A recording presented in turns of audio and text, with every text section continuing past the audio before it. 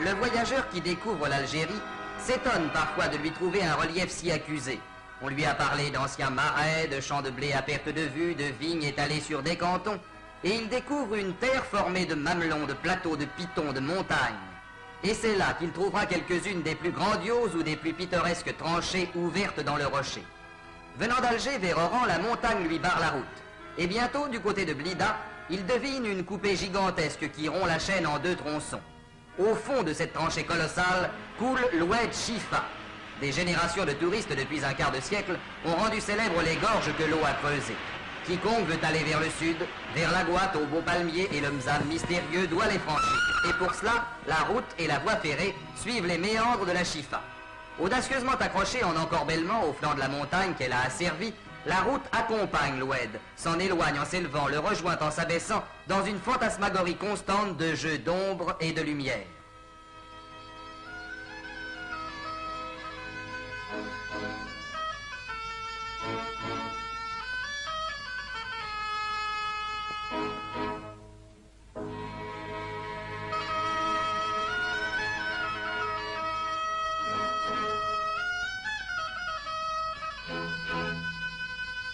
La voie ferrée a eu moins de scrupules. Quand la montagne l'a gênée, elle l'a percée de multiples tunnels. Et par la route ou le train, l'homme est passé.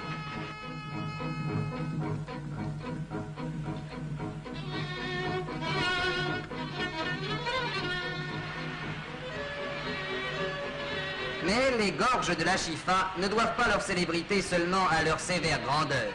Tout à coup sur la route, vous stoppez. Un singe s'est arrêté en plein milieu et vous considère avec sympathie.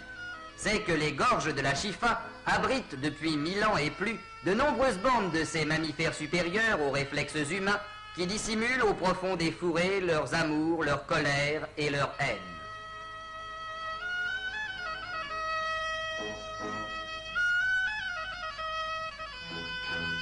L'auberge des gorges est devenue aussi un peu leur propriété.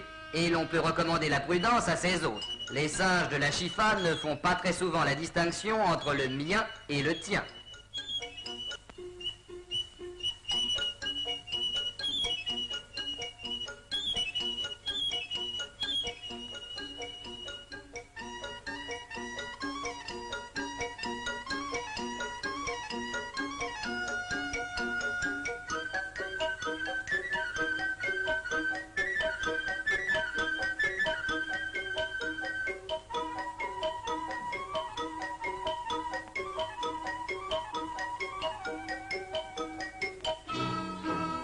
Le voyageur s'arrêtera donc à l'auberge, la seule peut-être de ce genre, et puis il reprendra la route, la même route sinuant entre le roc et l'eau, passant brusquement selon les détours d'une plage de lumière à une plage d'ombre.